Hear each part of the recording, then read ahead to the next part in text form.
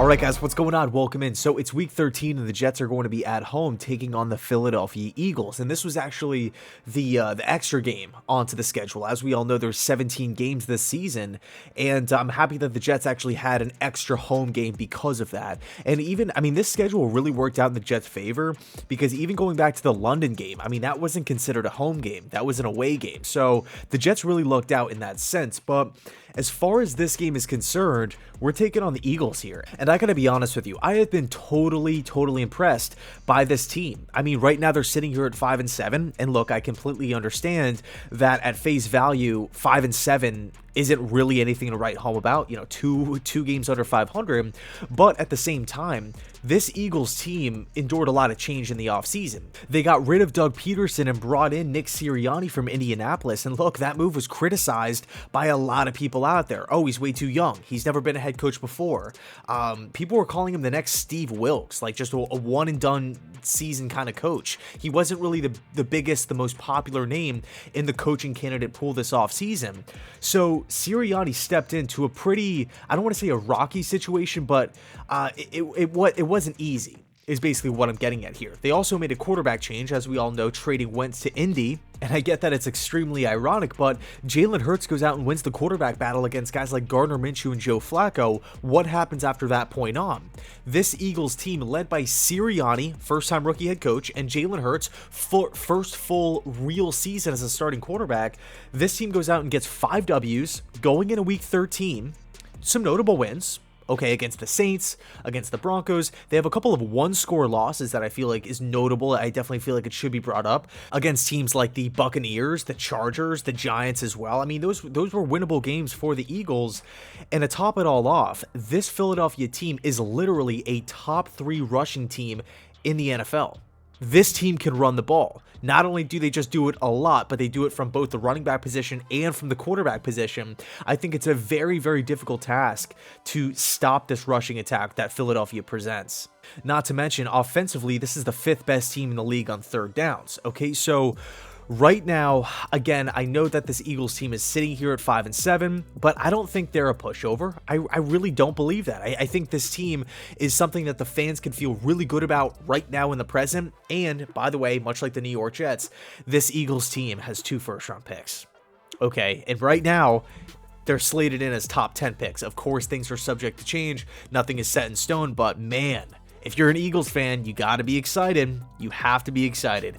Anyway, as far as this game is concerned, what can the Jets offense do to have success against this Eagles defense, who is middle of the road, above average in a lot of different categories? They're 15th in opposing points per game, and they're 11th in opposing yards per game. So not only does this Eagles defense just have the talent, but they also have the production to back it up. So if I'm the Jets and I'm looking at this game and I'm understanding that it's going to be played in MetLife Stadium, which by the way, I think will benefit this Jets team in a massive way. For whatever reason, Zach Wilson has just looked better at home. Really, this Jets team overall has looked better at home. Now, of course, we won last week in Houston, but I feel like from top to bottom, when the Jets are in MetLife Stadium, we look a little bit more comfortable, okay? So just want to throw that in there, but I really want to hone in on 2 key aspects. Number 1, short passes over the middle of the field. If you look at where the Eagles stand in opposing completion percentage, they are literally dead last, 32 out of 32. So wide receivers can get open against this Eagles defense. And I feel like right now, with the young playmakers that the Jets have on offense, guys like Elijah Moore, obviously Corey Davis's health is up in the air. I don't really know what the expectation is for this upcoming week. Hopefully he's out there. But, and by the way, that's a guy that Zach Wilson has had a chemistry with.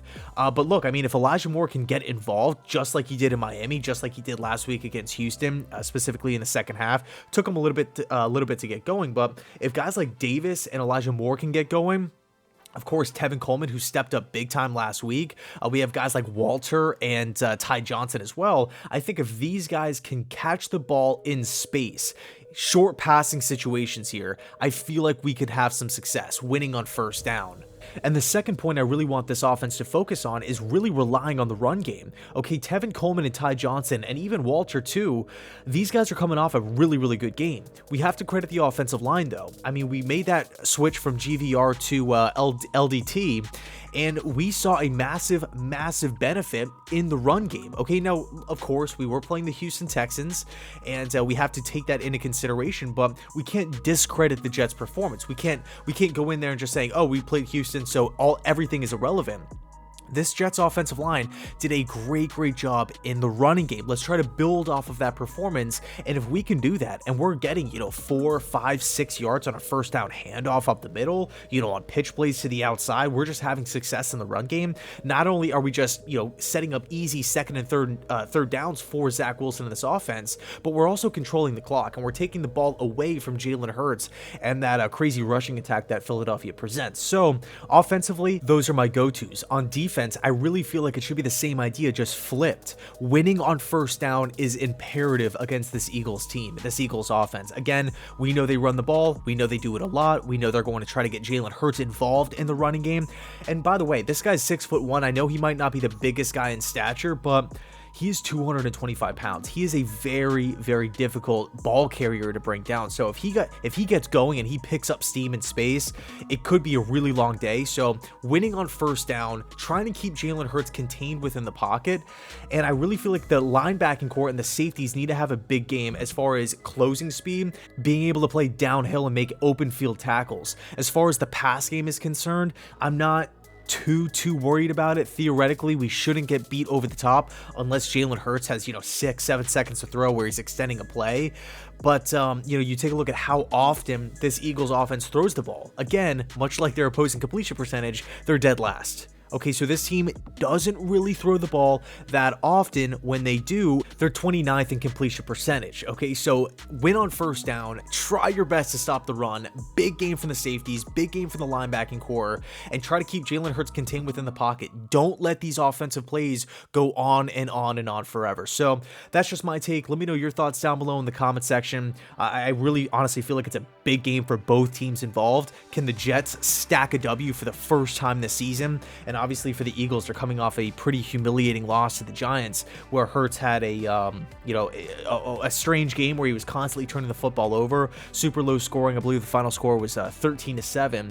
Anyway, thanks so much for watching. Let me know your thoughts down below in the comment section. And as always, go Jets.